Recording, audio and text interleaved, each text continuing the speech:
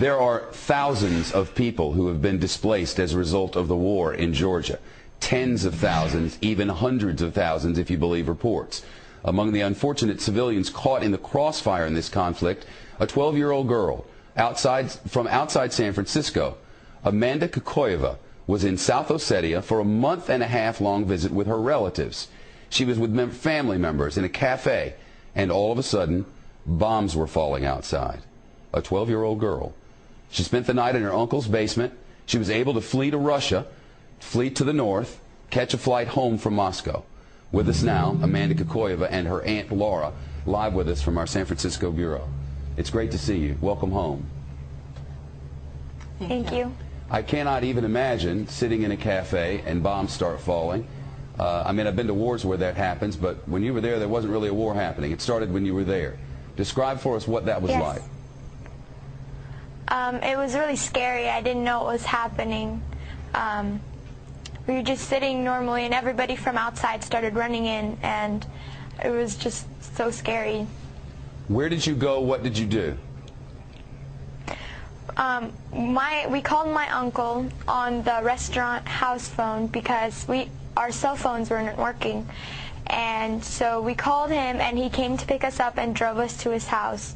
We ended up spending the night in the basement. Were there bombs falling all the while?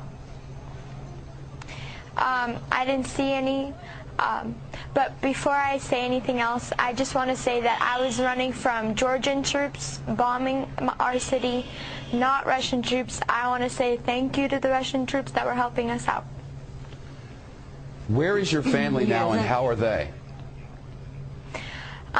Some of my cousins, aunts, and uncles are in North Ossetia right now, and they are safe. But my grandma and some of my aunts and uncles are still back there, and I don't know. We don't have any contact with them. I don't know if they're alive or anything. Wow, I know your aunt is with you. This I cannot even imagine. I mean, seeing a 12-year-old go through all of this, it must have been horrifying. Yeah, it was horrifying for all of us, and main thing I wanted to say on television, I want you to know to whom to blame on this conflict.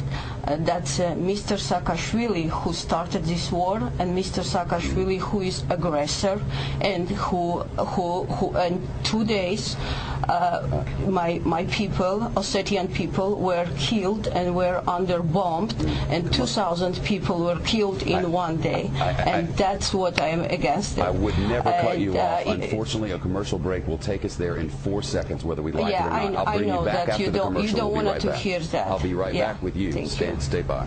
Back with us from San Francisco. This program ends in less than a minute, but I want to give you 30 seconds to complete your thought. So go ahead.